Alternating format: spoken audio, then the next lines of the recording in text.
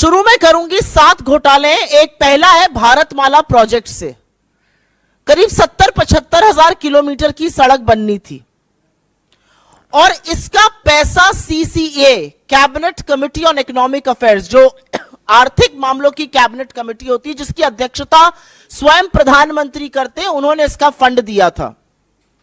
और फंड ही नहीं दिया था, वो इसमें पैसा खर्चा कैसे होता है उसकी निगरानी भी करते हैं। इसमें जो भी टोटल, और इसके हम आपको प्रेस रिलीज में सारे फिगर्स दे रहे हैं, इसमें 15 करोड़ 37 लाख रुपए पर 1 किलोमीटर सड़क बननी थी। इन लोगों ने बढ़ाकर 32 करोड़ 17 लाख कर दिया, दुगने से भी ज्यादा। और यह पीएम की निगरानी में सीसीए की नाक के नीचे भारत सरकार के आंखों के सामने हो रहा था। सिर्फ पैसा ही नहीं दोगुना किया गया, इसमें और भी बड़ी धांधलियां सामने आई हैं। इसमें पता चला है कि फर्जी दस्तावेजों के आधार पर बिडर्स का चयन हो गया, बिडिंग प्रक्रिया में बड़ा फर्जीवाड़ा सामने आया है, विस्तृत परियोजना रिपोर्ट पर काम भी नहीं हुआ, एस्क्रो अकाउंट से करीब 3,500 करोड़ रुपए का हेरफेर हुआ। और सबसे बड़ी बात यह है कि इसके किसी भी जब रोड बनता है तो एक सेफ्टी कंसल्टेंट रखा जाता है कि आपके और हमारे जैसे लोग जो इस देश के नागरिक हैं जब सड़क पे चलें तो सुरक्षित रहें। सरकार ने यह भी जरूरी नहीं समझा। भारतमाला के कितने ही हिस्सों में एक भी सेफ्टी कंसल्टेंट नहीं है। तो अगर आप भारतमाला की किसी सड़क पर चल रहे हैं करीब 70,000 किलोमीटर की, तो अपनी जान की, अपने माल के, अपने खुद के रखवाले आप हैं, सरकार की जिम्मेदारी नहीं, क्योंकि उनके पास सेफ्टी कंसल्टेंट रखने का टाइम ही नहीं था। तो भारतमाला में दुगनी करी लागत और हर तरह के फर्जीवाड़ा करके भगवान जाने किसको किसको ये टेंडर दिए गए, जिन्होंने सेफ्टी कंसल्टेंट्स तक नहीं रखे, एस्क्रो अकाउंट से हेराफेरी हुई। फिर यही द्वारका एक्सप्रेसवे में स्वीकृत लागत जो थी वो करीब 18 करोड़ प्रति किलोमीटर थी। सरकार का कहना है बहुत बढ़िया बना है द्वारका एक्सप्रेसवे, अच्छी बात है, बनना अच्छा भी चाहिए। उसकी कीमत 250 करोड़ प्रति किलोमीटर हो गई। कहां 18 करोड़ प्रति किलोमीटर स्वीकृत और कहां 250 करोड़ प्रति किलोमीटर। और आप ये सोचिए कि 2 किलोमीटर बनाने में 500 करोड़ खर्चा हो गए और उस 500 करोड़ में मंगलयान पहुंच गया। यह सरकार की असलियत है। मंत्रालय ने एक एक्सप्लेनेशन इशू किया, वो सवाल और उजागर करता है। क्या बन गया भाई ऐसा? कौन सा ऐसा विश्व का 8वां 9वां अजूबा बना जिसकी कीमत 18 करोड़ से बढ़कर 250 करोड़ प्रति किलोमीटर हो गई?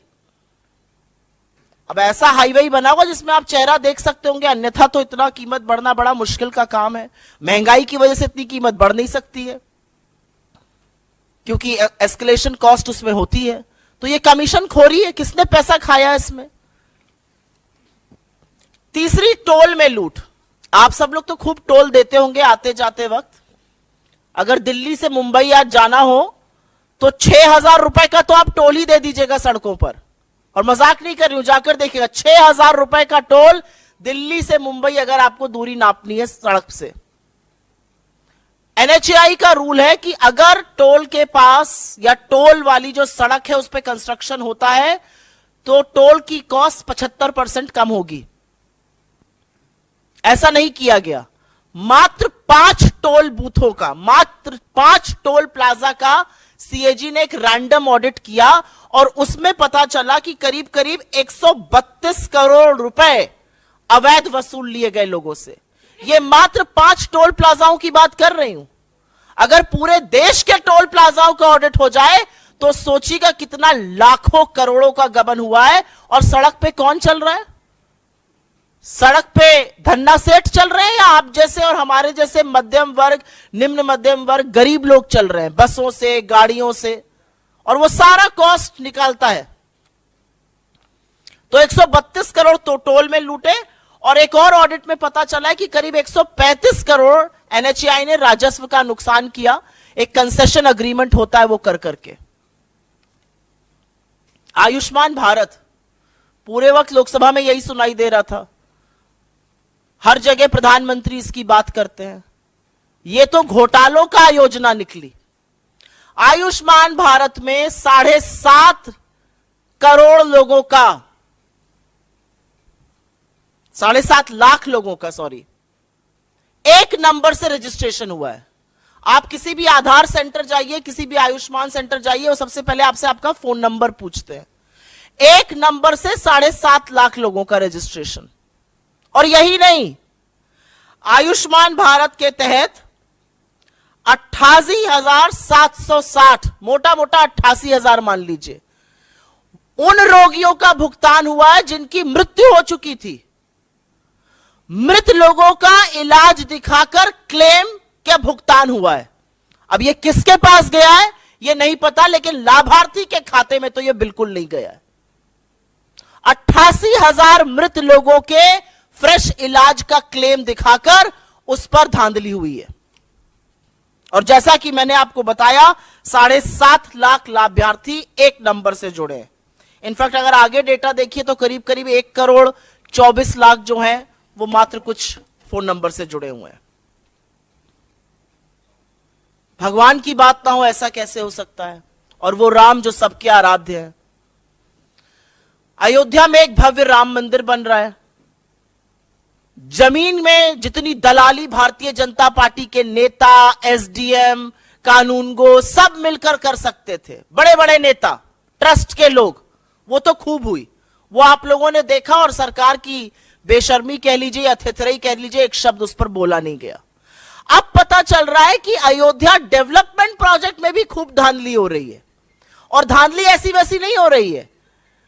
पैसा जो जनता का है वो जा रहा है ठेकेदारों के गल्ले में, अनुचित लाभ पहुंचाया जा रहा है। ऐसे ऐसे ठेकेदारों को जीएसटी का भुगतान हो रहा है जिनका रजिस्ट्रेशन कैंसिल हो चुका है। सिंचाई विभाग ने तो ऐसे लोगों को ठेका दे दिया जो अयोग्य थे। जो कार्यान्वयन एजेंसी है उत्तर प्रदेश राजकीय निर्माण निगम, उन्होंने परफॉर्मेंस गारंटी का एक पैसा होता है जो ठेकेदारों से जमा कराना होता है, वो तक जमा नहीं कराया। तो ये तो भगवान के नाम पर लूट मची हुई। पहले जमीन की धांधली में सस्ते में जमीन लेकर महंगे महंगे दामों में ट्रस्ट को बेचकर खूब पैसा कमाया इन तथाकथित राम भक्तों ने। हमारे आराध्य को, हमारे ईश्वर को भी नहीं छोड़ा। और अब उसी अयोध्या डेवलपमेंट प्रोजेक्ट में बड़ा घोटाला सामने आ रहा है कि करीब करीब 20 करोड़ रुपए तो ऐसे ठेकेदारों के गल्ले में गए जो अयोग्य थे। रजिस्ट्रेशन कैंसिल, जीएसटी का भुगतान आ रहा है।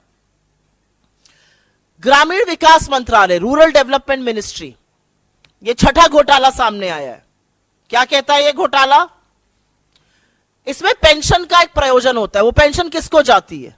वो पेंशन जाती है वृद्धा पेंशन, विधवा पेंशन और विकलांग पेंशन।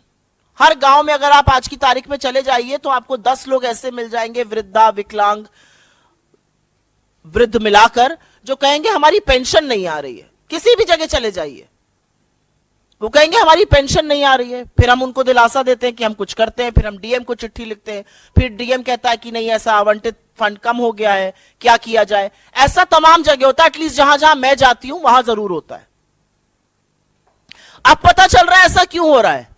क्योंकि जो वृद्धा पेंशन, विकलांग पेंशन, विधवा पेंशन का पैसा है वो सरकार दूसरी योजनाओं के प्रचार प्रसार में खर्च कर रही है। सीएजी की रिपोर्ट से यह सामने आया है कि सरकार ने इस पैसे से होर्डिंग लगवाए ग्राम समृद्धि स्वच्छ भारत पखवाड़ा के 19 राज्यों के हर जिले में। जो पैसा एक विधवा के खाते में जाना चाहिए था, जो एक विकलांग के खाते में जाना चाहिए था, जो एक वृद्ध के खाते में जाना चाहिए था, उससे 19 राज्यों के हर जिले में होर्डिंग लगाए गए स्वच्छ भारत पखवाड़ा के।